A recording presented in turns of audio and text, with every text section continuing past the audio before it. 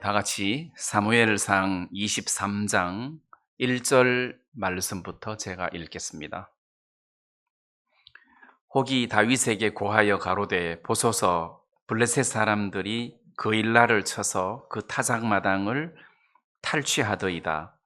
이에 다윗이 여호와께 묻자와 가로되 내가 가서 이 블레셋 사람을 치리이까? 여호와께서 다윗에게 이르시되 가서 블레셋 사람을 치고 그일라를 구원하라 하시니 다윗의 사람들이 그에게 이르되 보소서 우리가 유다에 있기도 두렵거든 하물며 그일라에 가서 블레셋 사람의 군대를 치는 일이리이까? 다윗이 여호와께 다시 묻자온데 여호와께서 대답하여 가라사대 일어나 그일라로 내려가라. 내가 블레셋 사람을 내 손에 붙이리라 하신지라. 12절을 띄어서 읽겠습니다. 다윗이 가로되 그일라 사람들이 나와 내 사람들을 사울의 손에 붙이겠나이까? 여호와께서 가라사대 그들이 너를 붙이리라.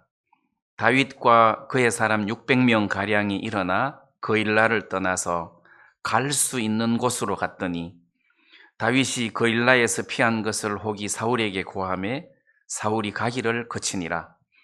다윗이 황무지 요새에도 있었고 또 십황무지 산골에도 유하였으므로 사울이 매일 찾되 하나님이 그를 그의 손에 붙이지 아니하시니라. 여기 14절 말씀까지 읽어드렸습니다.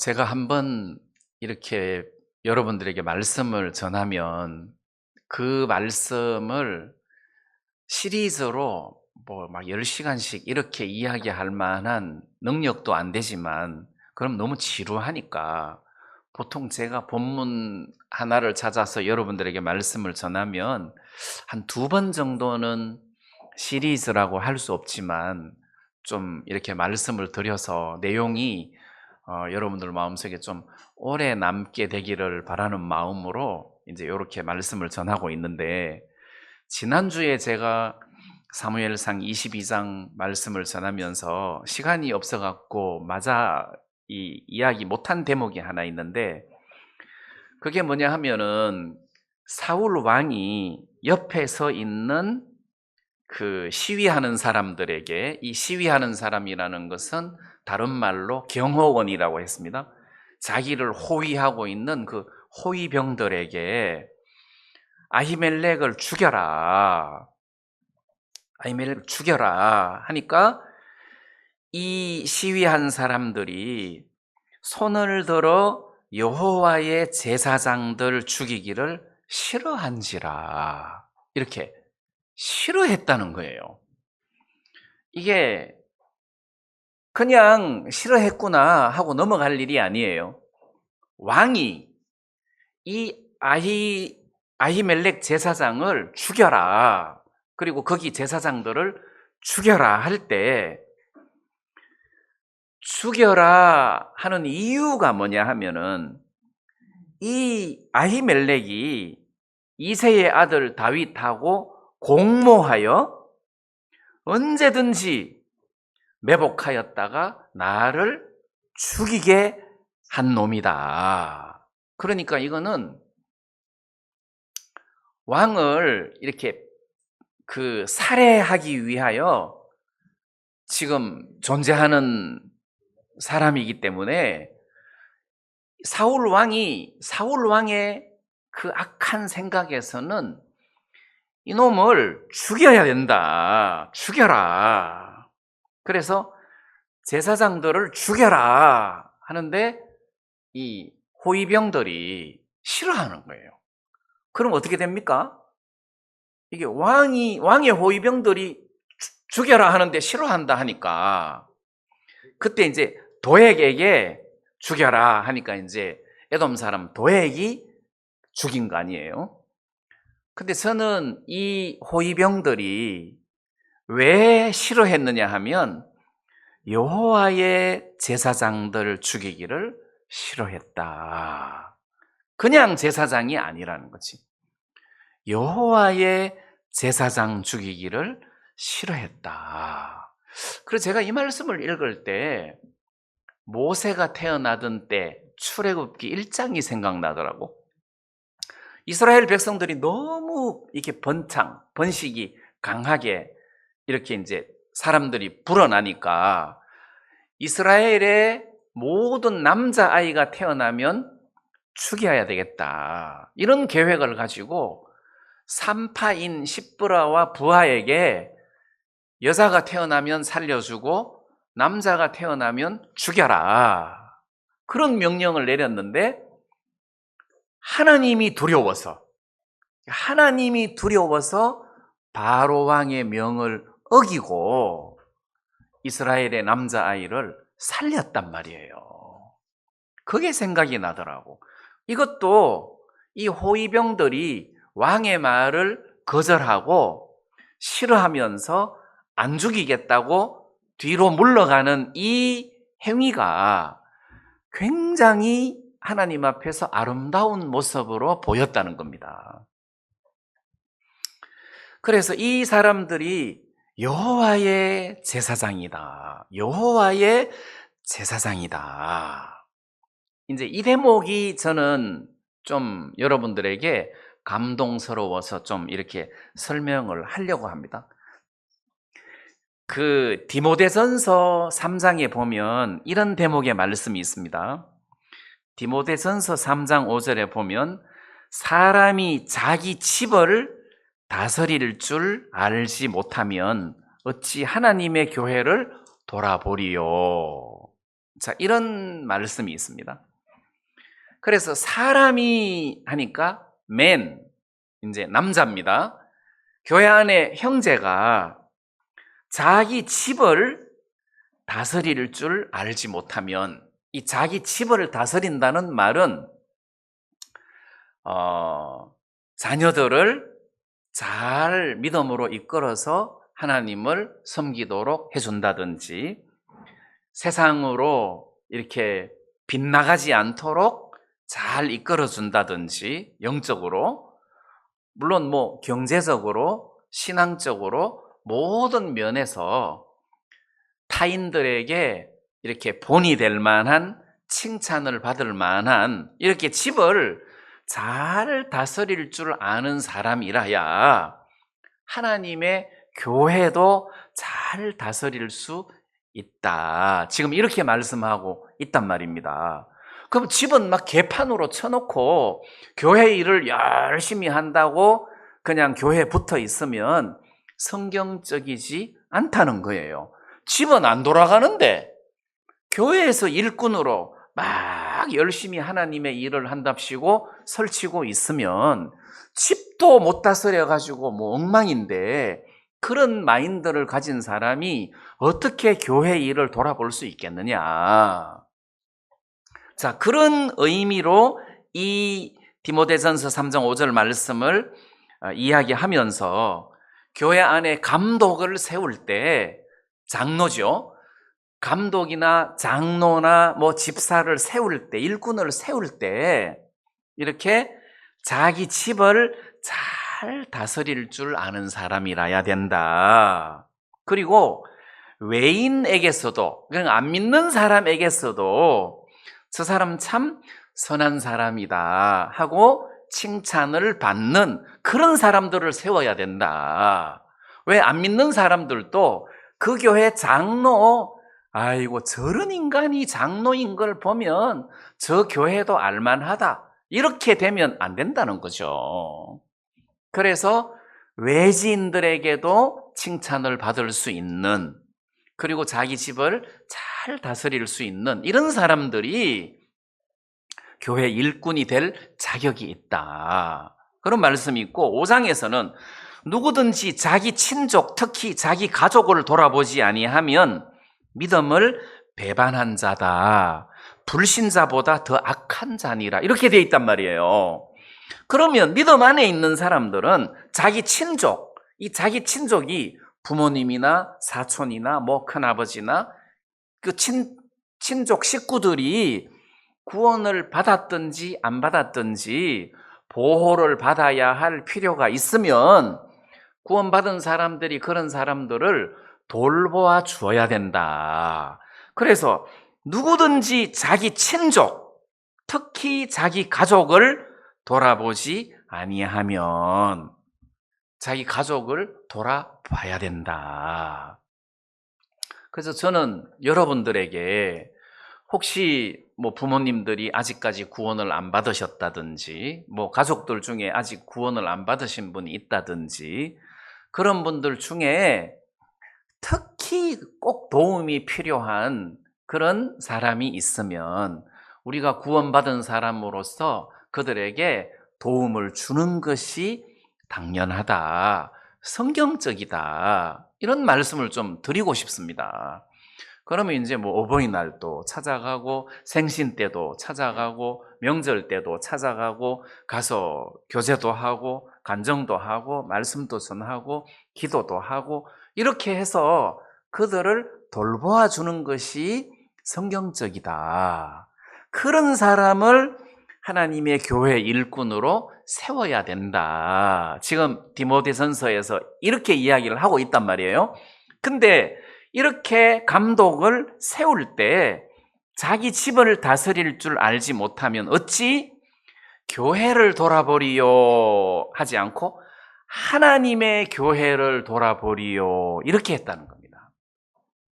이 교회를 그냥 교회라고 하지 않고 하나님의 교회라는 겁니다. 그러니까 함부로 이 교회를 업신여겨서는 안 된다. 하나님의 교회를 어찌 돌아볼 수 있겠느냐 이렇게 이야기하는 대목. 그래서 하나님의 제사장, 여호와의 제사장, 하나님의 교회, 이 대목이 제 마음에 크게 와 닿았습니다. 이 교회가 하나님의 교회다. 왜 사도 바울이 구원을 받기 전에 구원받은 성도들을 막 핍박을 했잖아요. 예? 스데반을 돌로 쳐 죽일 때 그때 가편 투표하면서 가편에 서서 저 스데반은 죽어도 마땅하다. 그리고 감옥에 집어넣고 막 핍박하고 하던 이런 사도 바울이 다메섹 도상에서 예수님을 만났잖아요. 사울아 사울아 네가 어찌하여 나를 핍박하느냐 그랬어요. 그럼 사도 바울이 예수님을 핍박한 적이 없어요. 교회 성도들을 핍박했지. 교회 성도들을 핍박했는데 예수님은 왜 교회를 핍박하냐 이렇게 안 하고 왜 나를 핍박하냐 이렇게 하셨단 말입니다. 그러면 그 교회 주인이 머리가 예수님이기 때문에 예수님의 교회다. 머리가 예수님이다. 주인이 예수님이다. 곧 하나님이다. 하나님의 교회다. 다르게 표현하면 하나님께서 사울아 네가 어찌 여호와 하나님을 핍박하느냐 이런 말이잖아요. 하나님을 핍박하는 것이다.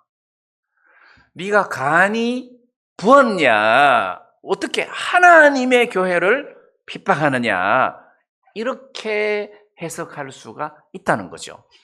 그래서 여호와의 제사장 죽이기를 싫어했다 해서 여호와에게다가 초점을 크게 둔 거 아니에요. 그냥 제사장이 아니고 여호와의 제사장이다. 그래서 제가 우리 교회에 접목을 시킨다면 여기가 하나님의 교회다. 그럼 이제 여러분들은 구원받은 사람으로서 하나님의 성도다. 하나님의 성도다. 해서 하나님의 사람들이구나 이 사람들은. 그래서 한 사람이라도 업신 여겨서는 안 될 사람이다. 자, 이렇게 생각을 하니까 제가 찔리는 게 참 많더라고요. 제가 뭐 구원받은 지도 오래되고 또 목사고 이렇게 하다가 보니까 아이고 저 사람은 뭐 저래 하고 쉽게 판단을 할 수 있는 그런 사람인데 이런 말씀을 읽으면 정신이 번쩍 드는 거예요. 하나님의 사람이다. 하나님의 교회다. 그럼 말씀도 그냥 말씀이 아니고 하나님의 말씀이다. 왜 사극 영화 같은 데 보면 어명이요. 그럼 어명 임금님의 말씀이잖아요. 임금님의 명령이다 이 말이잖아요. 어명이요. 그럼 전부 다 무릎 꿇잖아요. 그 말씀을 받는 당사자는 무릎 꿇고 엎드려 절하면서 막 크게 받는다는 겁니다. 그러면 어명도 벌벌벌 떨면서 무릎 꿇고 뭐 원턴지 원치 않던지 크게 받는데 하나님의 말씀은 우리가 그것보다 더 크게 받아야 된다는 것이 왜? 하나님의 말씀이기 때문에 그렇다는 거죠. 하나님의 말씀이다. 그래서 구원받은 성도들이 이 성경 말씀을 하나님의 말씀으로 생각하고 하나님의 말씀으로 크게 받아들이면 그것이 곧 자기에게 축복이 된다. 자, 이런 말씀을 좀 드리고 싶고, 이 호위병들이 여호와의 제사장 죽이기를 싫어하니까 왕이 도액에게 시켰어요. 도액. 이 사람은 에돔 사람이에요. 에돔 사람 도액에게 제사장들을 쳐서 그날의 세마포 입은 85인을 죽였고 했는데, 이 에돔 사람 도액, 여기 이제 이름이 도액인데 앞에 수식어가 에돔 사람이에요. 요게 이제 중요합니다. 에돔 사람. 그러면 사울 왕의 호위병들은 여호와의 제사장 해서 여호와 하는 이 대목을 두려워하고 크게 생각하면서 안 죽였는데 에돔 사람 도액은 그냥 죽여버렸단 말입니다. 그래서 이 에돔이라는 것은 에서의 별명이에요. 에서의 후손을 에돔 사람이라고 합니다. 그러면 성경에서 야곱과 에서 하고 나왔을 때 하나는 영적인 그림자고 하나는 육적인 그림자예요. 그럼 가인과 아벨 했을 때도 아벨은 영적인 그림자고 예수님의 계열에 속한 그림자고 가인은 육적인 그림자고 사탄에게 속한 그림자단 말이에요. 또는 행위의 그림자고 은혜와 믿음의 그림자라는 거지. 그래서 가인과 아벨 이제 이렇게 우리가 야곱과 에서 이렇게 사울과 다윗 이렇게 사람들을 비교할 때 하나는 육이라는 거죠. 하나는 영이고, 그러면 에돔이라는 것은 육이다. 그러니까 육은 하나님을 두려워하지 않는다는 거죠. 육은 하나님을 우습게 본다는 거죠. 자, 무슨 이야기냐 하면은 여러분들이 성경을 읽을 때, 여러분들이 교회를 볼 때 이게 하나님의 교회다 하고 크게 볼 수 있는 믿음은 영이라는 겁니다.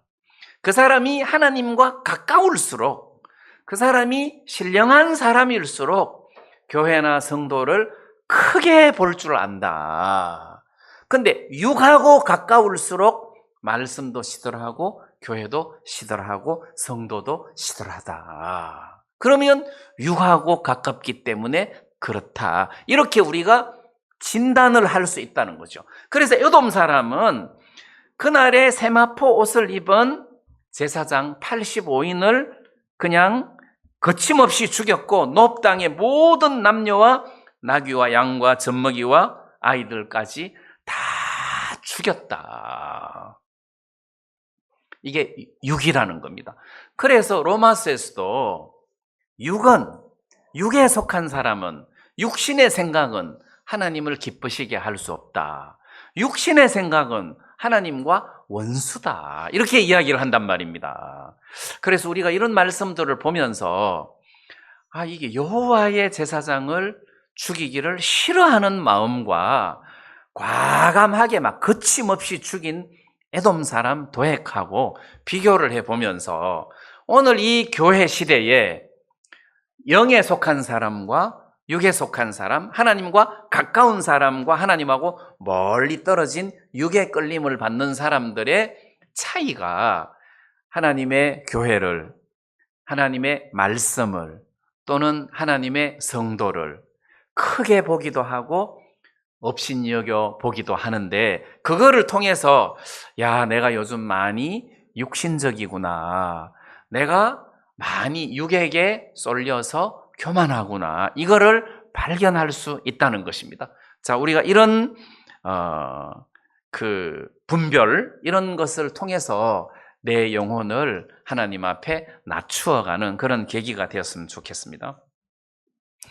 예, 오늘 23장 말씀을 읽었는데, 이 23장 1절 말씀에 보니까 혹이, 어떤 사람이 다윗에게 고하여 가로되, 보소서 블레셋 사람이 그일라를 쳐서 그 타작마당을 탈취하더이다. 이 그일라라는 도시가 블레셋하고 이스라엘하고 국경지대에 있는 이스라엘의 도시예요. 근데 이제 타작마당을 탈취한다는 말은 이스라엘 백성들이 농사를 지어가지고 이제 추수를 해서 이제 말린단 말이에요. 더 바짝 말리기 위해서 이제 거의 완전 추수해서 이제 곡식을 거두어 갈 무렵에 블레셋 사람들이 싹 쳐들어와 가지고 그걸 싹 다 가지고 가면 이스라엘 백성들이 뭐 먹고 살아요? 그러니까 이놈들이 전쟁을 일으켜서 강도짓을 하는 거잖아요. 그런데 그걸 다윗에게 누가 이야기를 한 거예요. 보소서. 그러면 이거를 누구한테 원래 이야기를 해야 되냐? 사울 왕에게 이야기해야 되는 거예요. 왕이 이 문제를 해결해야지, 지금 쫓겨다니는 다윗이 이 문제를 해결해야 되는 게 아니잖아요. 사울은 꼼짝도 안 하고, 이 내용을 보면 사울은 뭐 하는지 여기서 찾을 길이 없고, 반대로 다윗은 하나님께 이 문제를 놓고 기도를 하더라는 겁니다.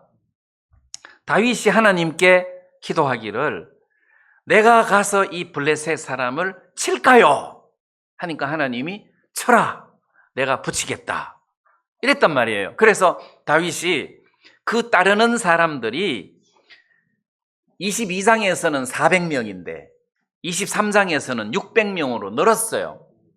그러면 이 600명을 가지고 블레셋 사람들을 치러 가자, 얘들아 가자 하니까 도망 다니기도 바쁜데 지금 그일라 사람들을 치러 간다는 것은 말이 안 되는 겁니다. 그래서 3절에 보니까 유다에 있기도 두렵거든, 하물며 그일라에 가서 블레셋 사람 군대를 치는 일이니까. 그러니까 다윗이 야, 네 말도 맞다, 그렇게 안 하고 다시 하나님께 기도하는 거예요. 여호와께 다시 묻자온데, 하나님이 일어나 그일라로 내려가라, 내가 블레셋 사람을 네 손에 붙이리라. 그래서 다윗이 그 사람들을 데리고 가서 그일라 백성들을 구원하고 블레셋을 쳤단 말이에요. 자, 이게 23장 앞부분의 이야기예요. 제가 뭘 설명하려고 하느냐 하면, 누가 왕이냐? 껍데기, 사울이 왕이지만 껍데기다. 그러면 하나님이 보실 때 실질적인 왕은 누구냐? 다윗이다. 지금 이 23장에 나타난 다윗의 모습은 하나님의 마음을 가진, 하나님이 세운 왕의 모습이에요. 사울은 껍데기는 왕인데 왕의 마인드를 전혀 가지고 있지 않아요. 하나님도 덮지 않고 왕으로서의 마인드도 없고 그렇단 말이에요. 자, 그러면 사울도 왕이고 다윗도 왕인데, 사울 왕은 껍데기고 다윗 왕은 하나님이 세운 왕으로서 진짜 왕이에요. 물론 장차 이 나라를 다스릴 왕이다 해서 예수 그리스도의 그림자라는 겁니다. 이게 무슨 이야기냐 하면은, 사울이 왕이고 다윗은 장차 이 나라를 다스릴 왕이다. 그렇지만 현재 겉으로 볼 때 왕은 아니지만 왕의 마음을 가지고 백성들을 다스리고 구원하고 이끌고 있다. 자, 이런 이야기인데 이걸 우리하고 접목시키면 내가 사울 왕이라는 거지. 내 인생의 왕은 나다. 내가 왕이다. 이사 갈 때도 내가 결정하고 직장 이래 구할 때도 내가 결정하고 뭘 할 때도 내가 결정하고 내가 왕이다. 우리는 내가 왕처럼 내 인생을 결정하면서 살았어요. 내가 왕처럼 살았다. 근데 구원을 받고 난 다음에는 내 안에 예수님이 오셔서 성령으로 예수님이 오셔서 예수님이 내 인생의 왕이시다.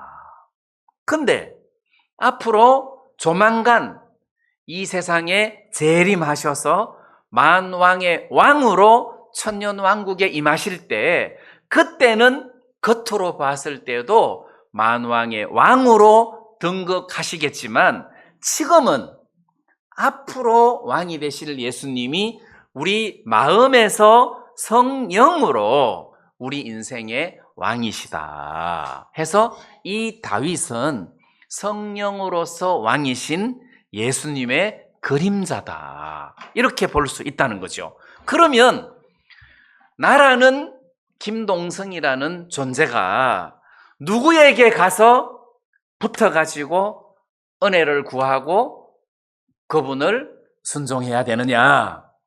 육에게 찾아가서 나 좀 도와줘. 그렇게 하면 안 되고 예수님에게 찾아가야 된다는 거죠. 자, 여기서 어떤 영적인 사람 이런 것들을 여기서 분별할 수 있다는 겁니다. 자, 그러면 여기서 그일라 사람들을 한번 봅시다. 그일라 사람들은 이 23장을 쭉 읽고 보면 그일라 사람들은 다윗을 왕으로 생각하고 있습니까? 사울을 왕으로 생각하고 있습니까? 사울을 왕으로 생각하고 있습니다. 그렇기 때문에 다윗을 왕으로 생각하고 있으면 사울이 다윗을 잡으러 왔을 때 성에 딱 보호해주고 안 내놓는 거라. 근데 사울이 왕으로 해석하고 있으니까 그일라 사람들이 사울 왕이 오면 다윗을 성 안에 있는 다윗을 잡아다가 내준다는 거죠. 그러니까 그일라 사람들은 사울을 왕으로 생각하지 다윗을 왕으로 생각하지 않는 거예요. 그러면 다윗을 따르는 600명은 다윗을 왕으로 생각한다는 거죠. 다윗을 왕으로 생각한다. 다윗을 따르고 다윗을 순종을 한다. 그러면 우리는 내가 왕이냐, 내 안에 살아계신 예수님이 왕이냐, 이걸 생각을 해야 된다는 거죠.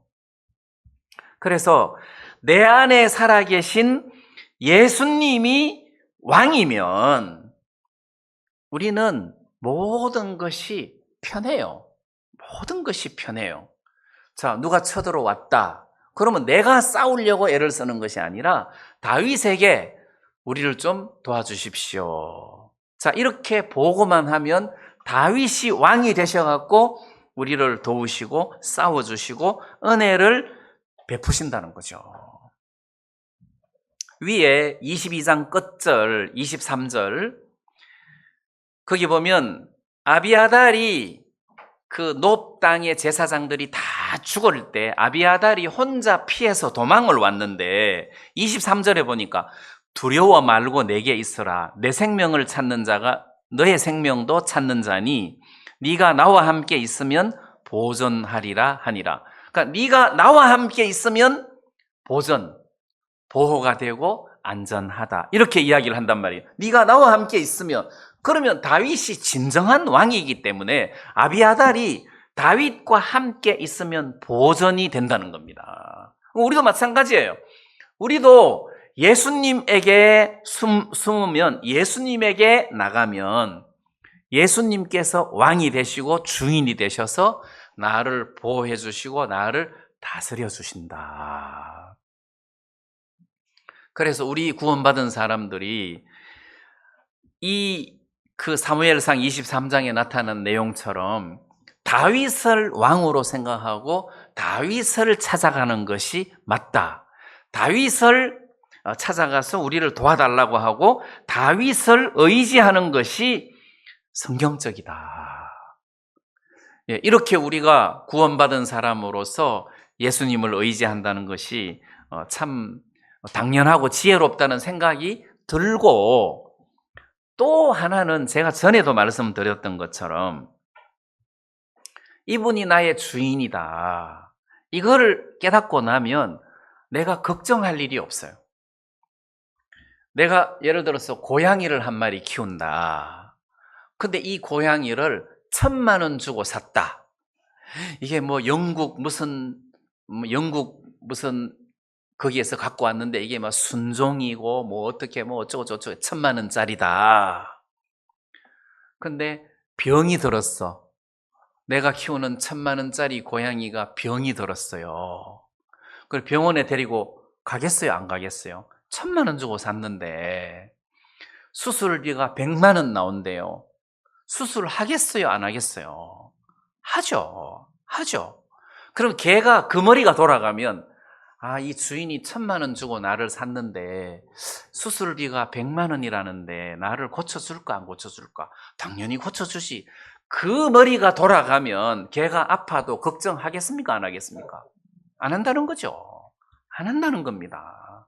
우리가 그렇다는 거지. 예수님이 당신의 생명을 주고 우리를 샀는데 내가 병들었을 때 주님이 나를 고쳐주겠나 안 고쳐주겠냐? 고쳐준다. 자, 그래서 그런 예수님이 나의 왕이고 주인이라는 믿음만 있으면 내가 걱정할 일이 없어요. 이 문제는 당신의 문제입니다. 이 문제는 당신이 해결하셔야 될 것 같습니다.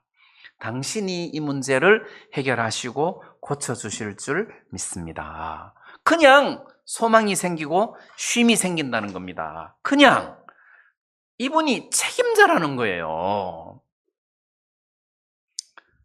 자동차 사고가 났어요. 보험회사에 연락을 했습니다. 보험회사 직원이 왔습니다. 그럼 이 보험회사 직원이 내 편이겠어요? 상대방 편이겠어요? 내 편이라는 거죠. 그거를 믿으면 나는 가만히 있는 거라. 그럼 이 사람이 다 해결해 줘요. 내가 뭐 굳이 이렇다 저렇다 안 해도 이 사람들은 경험이 많아서 가장 합리적인 방법으로 문제를 해결을 한다는 겁니다. 내 편이라는 거지. 사고가 났다. 그럼 빨리 보험에 들어서 보험회사 직원을 불러라. 그리고 뭐 내가 잘못했느니 잘했느니 그럴 필요 없다. 다 맡겨라. 우리가 사고 났을 때 예수님을 찾아라. 예수님과 나 사이에 관계 설정부터 해라. 나는 당신의 종입니다. 나는 당신의 백성입니다. 당신은 나의 주인이십니다. 당신은 나의 왕이십니다. 당신이 이 문제를 해결해 주십시오. 그래서 이 사무엘상을 읽어보면 나중에 25장에도 가면 나오지만 나발과 아비가일이라는 부부가 나오는데, 남편 나발은 사울을 왕으로 생각하고 아내 아비가일은 다윗을 아내로 생각하는 거예요. 다윗을 왕으로 생각하는 거예요. 그러면 나발은 미련한 놈이고 완고한 자라 했단 말이에요. 이게 육이거든. 육이 원래 미련하고 완고하단 말입니다. 아비가일은 지혜로운 여자다. 그래서 구원받은 성도들이 주님에게 속할 줄 아는 사람은 지혜로운 사람이에요. 육을 쫓아가는 사람은 완고하고 말 그대로 어리석고 나발이다. 그래서 이 사무엘상 23장에서도 다윗을 왕으로 생각해야 되듯이 우리도 예수님을 왕으로 생각하는 이런 삶을 사는 것이 지혜로운 삶이다 해서, 여러분들이 좀 어렵고 힘든 일이 있으면 주님 앞으로 나가서 주님에게 은혜를 구하고 또 주님을 믿는 믿음을 가지면 그냥 이렇게 쉼을 누릴 수 있다는 이런 말씀을 좀 드리고 싶습니다. 그 다음 제가 이 말씀을 읽으면서 좀 특별히 은혜로운 부분들이 하나 있었는데 13절에 다윗과 그의 사람 600명 가량이 일어나 그일라를 떠나서 갈 수 있는 곳으로 갔더니, 이제 그일라를 떠나서 뭐 다른 나라는 갈 수 없고 유대나라 안에 있어야 되는데 갈 데가 없잖아요. 어디로 갑니까? 그일라에서도 안 되지. 갈 수 있는 곳으로 갔다 했는데 없어요. 갈 데가 없어요. 다윗이 갈 데가 없어요. 자, 이런 갈 데가 없는 이런 상황. 자, 그래서 갈 수 있는 곳으로 갔더니 다윗이 그일라에서 피한 것을 혹이 사울에게 고하며 사울이 가기를 거치니라.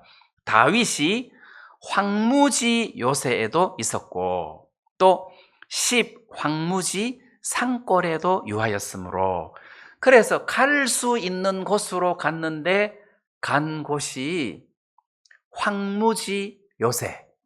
이 황무지라는 말은 아무것도 없다는 뜻입니다. 거기는 물이고 양식이고 뭐 나무고 뭐고 열매고 뭐 없어요. 아무것도 없다. 황무지 요새, 황무지 산골에 유하였다. 근데 이게 하나님이 다윗에게 축복하시기 위하여 허락하신 장소다. 이게 황무지 요새. 여러분, 그일라성 얼마나 좋습니까? 그일라성 성이기 때문에 그일라성 사람들만 자기 편을 들어주면 성문 딱 닫아놓고 뭐 사울 왕이 아무리 백성들 많이 데리고 와도 그 성에서 자기 생명을 부지할 수가 있는데, 그일라 사람들이 다윗 편을 드는 게 아니라 사울 편을 드니까 다윗이 그일라 성에 있을 수가 없잖아요. 또 그일라 성에 있다 하더라도 그게 안전하겠습니까? 그래서 이게 사람들은 이게 성을 좋아합니다. 왜? 안전하잖아요. 못 쳐들어오니까. 또 성벽이 두껍고 높고 튼튼할수록 안전한 곳이죠. 그리고 또 그 해자가 있는 성, 그러니까 성 밑에 물을 큰 호수를 만들어 갖고 적이 못 쳐들어오게, 뭐 헤엄치고 들어와도 성벽을 기어 올라올 수는 없으니까. 그리고 뭐 공성퇴 어떤 기계 같은 것도 못 갖고 들어오고 물이 있으니까. 그런 안전한 성을 좋아합니다. 근데 지금 하나님이 다윗에게 갈 수 있는 곳으로 가라고 해서 간 곳이 황무지로 갔다는 거죠. 황무지 요새, 황무지 산골로 갔다는 겁니다. 그러면 그게 요새가 될 수 있습니까? 나중에 그 뒤에 바로 뒤에 가보면은 사울 왕이 다윗을 잡기 일보 직전이었어요. 이 23장 끝부분에 보면 일보 직전이었어요. 바로 잡히려고 하는데 전쟁이 일어났어. 블레셋이 쳐들어와 가지고 이 사울 왕이 이 방비를 해야 돼. 그래서 다윗 잡는 것을 포기하고 전쟁 방비하러 가는 바람에 다윗이 산 거예요. 자, 이 스토리에서 23장 스토리에서 황무지 산골이나 황무지 요새가 사울을 피할 만한 안전한 처소가 됩니까? 안 됩니까? 안 된다는 거죠. 안 된다. 지금 그 다윗이 이런 사울에게 쫓겨다니면서 뭘 경험했느냐 하면 성이 안전하지 못하구나. 이게 황무지 요새가 안전하지 못하구나. 그거를 발견한 거예요. 그걸 깨달은 거예요. 그래서 그 다윗이 늙었을 때 하나님 앞에 기도하면서 한 이야기가 여호와는 나의 반석이시요 나의 요새시요 나를 건지시는 자시요 나의 하나님이시요 나의 피할 바위시요 나의 방패시요 나의 구원의 뿌리시요 나의 높은 망대시요 나의 피난처시요. 그러니까 다윗이 늙었을 때 다윗이 하나님께 기도하기를 하나님이 나의 방패다. 하나님이 나의 요새다. 하나님이 나의 피할 바위다. 이 하나님을 깨달았다는 거죠. 그러면 진정한 위로가 하나님이다. 다윗이 이거를 깨달았어요. 힘도 내가 가지고 있는 군사력, 이게 나의 힘이 될 수가 없다. 여호와가 나의 힘이다. 그래서 시편에도 여호와는 나의 힘이다. 힘이다. 에너지다. 나의 힘이다. 다윗이 언제 이거를 배웠습니까? 사울에게 쫓기면서 이걸 배웠어요. 다시 말하면 다윗이 황무지 요새에 거하면서 하나님을 배웠다는 겁니다. 거기서 하나님을 만나는 법을 배웠다는 거죠. 하나님을 만났다. 그러면 하나님께서 우리 구원받은 성도들로 하여금 하나님과 친밀한 관계를 가지게 하시려면 부자처럼 부족함이 없는 떵떵거리면서 살 수 있는 환경에서 하나님을 배울 수 있겠습니까? 없다는 거죠. 어렵고 힘들고 메마르고 목마른 곳에서 하나님을 찾고 배울 수 있다는 겁니다. 그래서 하나님은 인생들에게 목마름을 주시고 아픔을 주시고 고통을 주시고 문제를 주신다는 겁니다. 거기에서 참된 생수가 예수님이구나. 이 목마름을 해결할 수 있는 분은 예수님이구나 하고 예수님 앞으로 찾아 나오게 하시려고 그랬다는 거죠. 어버이날 어머니를 만났는데 체하셔가지고 얼굴이 반쪽이 되셨어요. 그래서 그 조카가 간호사라 어머니 모시고 병원에 갔다 와서 약을 지어갖고 오셨어요. 어머니 기도합시다. 이리 오세요. 어머니 기도합시다. 꼭 목사가 아니라도 뭐 여러분들이라도 기도할 수 있잖아요. 어머니 기도합시다. 그래서 기도하고 늘 구원이 시원찮아 보여서 또 말씀 전하면서 예수님께서 십자가에서 다 이루었다고 하셨는데 그게 무슨 뜻이냐 하고 또 말씀을 쭉.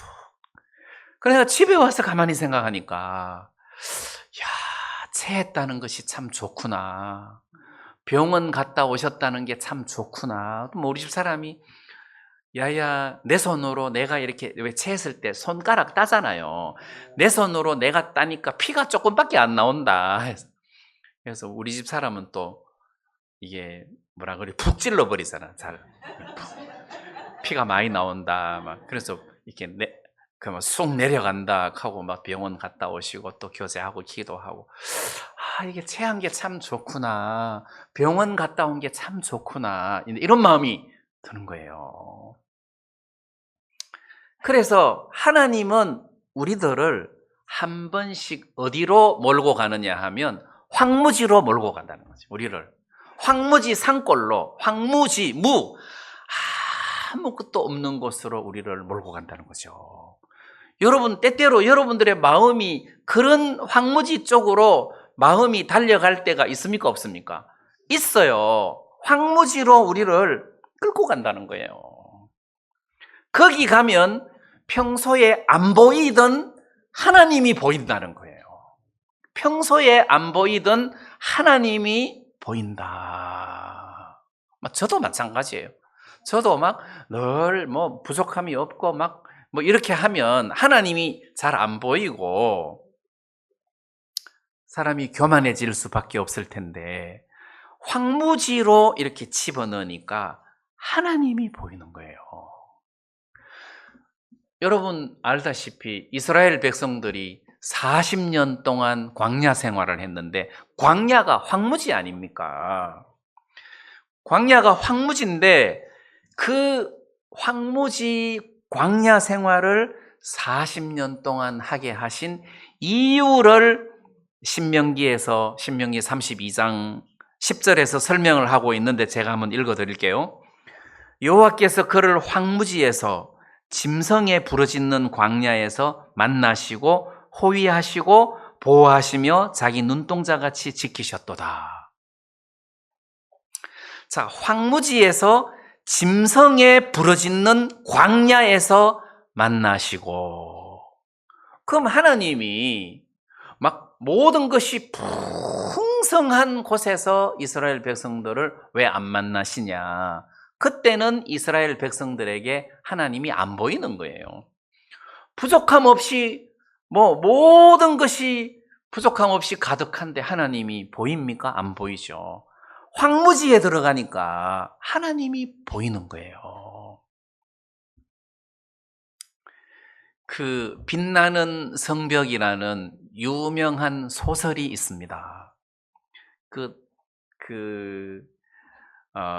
이름을 델마 톰슨이라는 여잔데, 델마 톰슨이라는 이 여자가 원래 미군 육군 장교하고 결혼을 했어요. 2차 대전 당시에 미군 육군 장교하고 결혼을 해가지고 그 미국 캘리포니아 모제이버 사막인가 거기에 육군 훈련소의 교관으로 발령을 받아서 가게 됐어요. 그래서 델마 톰슨이 이제 그 사막 한가운데 장교 숙소에서 사는 거예요. 그래서 남편은 늘 이제 교육하러 부대에 들어가고 자기는 하루 종일 혼자 남아가지고 그 사막에 그 인디언들밖에 없는데, 냄새나는 인디언, 말도 안 통하는 인디언, 이 인디언들밖에 없는데 거기서 살려고 하니까 하루 이틀도 아니고 미치겠는 거라. 거기서 한 1년 살고 나니까 정신이 돌아버릴 것 같은 거예요. 날씨는 덥지, 막 사막의 그 더위, 그 다음에 한 번씩 모래바람이 불면 그 입 안으로 모래가 다 들어온대.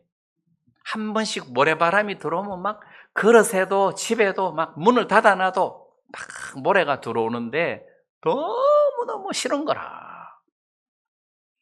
그래도 더위와 모래바람 막 이런 거, 그 다음에 냄새나는 인디언들, 그 다음에 막 대화할 사람도 없고 막 외롭고 뭐 어디 쇼핑 갈 수도 없고, 친정아버지한테 편지를 썼어.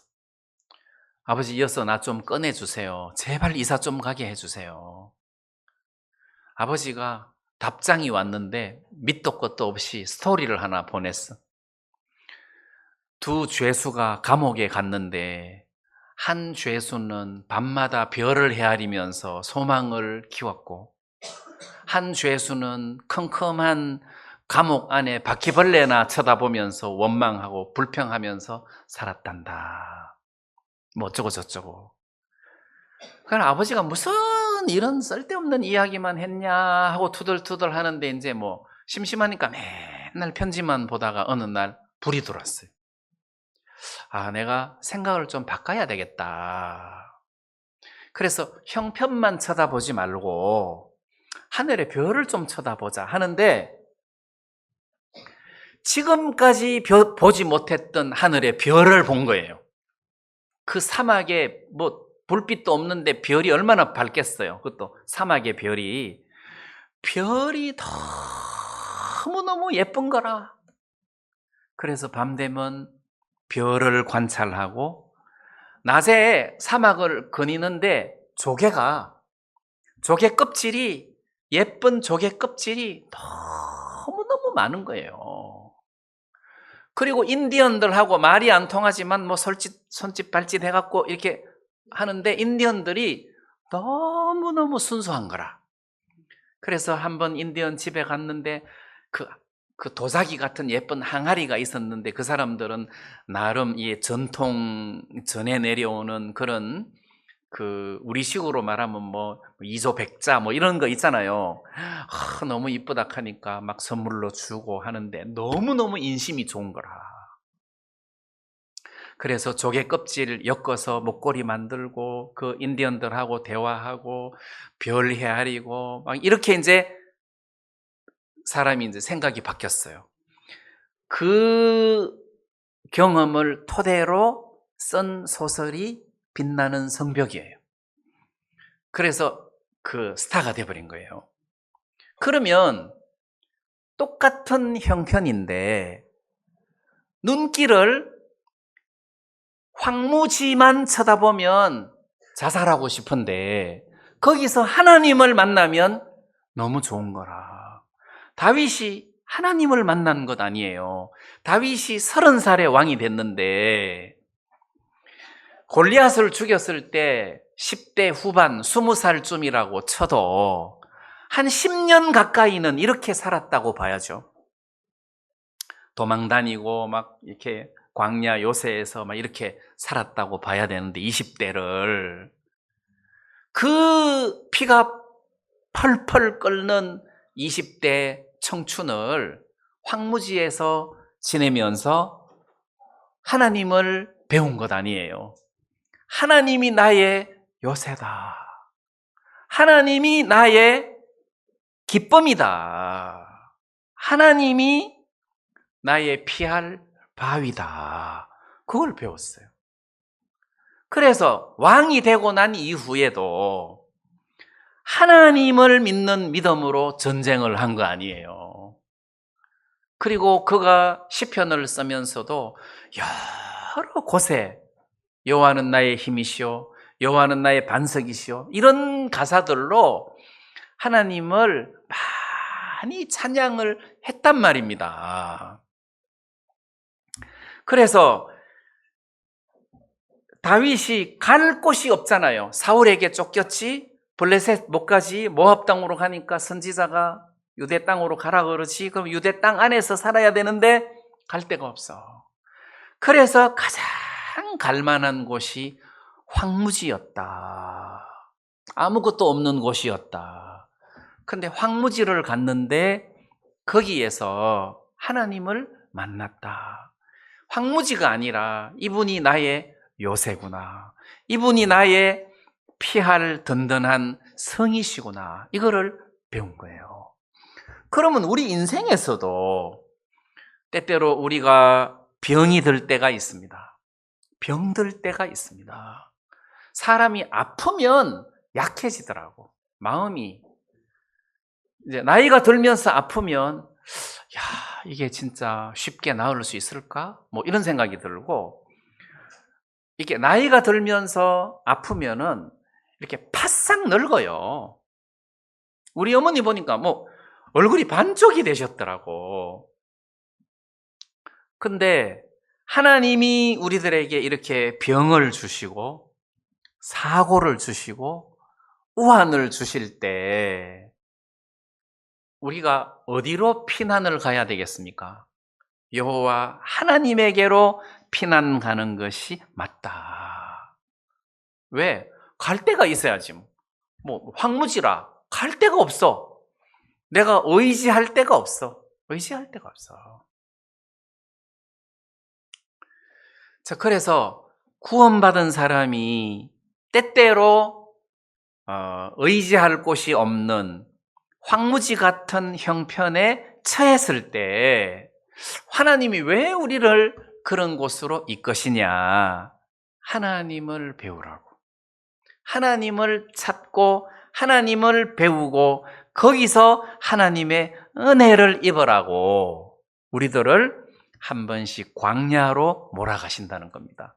자, 그렇게 생각하면 모세도 40년 동안 광야 생활을 하면서 하나님을 배웠고, 예수님도 40일 동안 광야에서 금식하시면서 또 물론 뭐 그분이 하나님이시기는 하지만 광야 생활을 먼저 하셨는데, 이런 황무지 같은 곳에서 하나님은 우리를 만나시더라.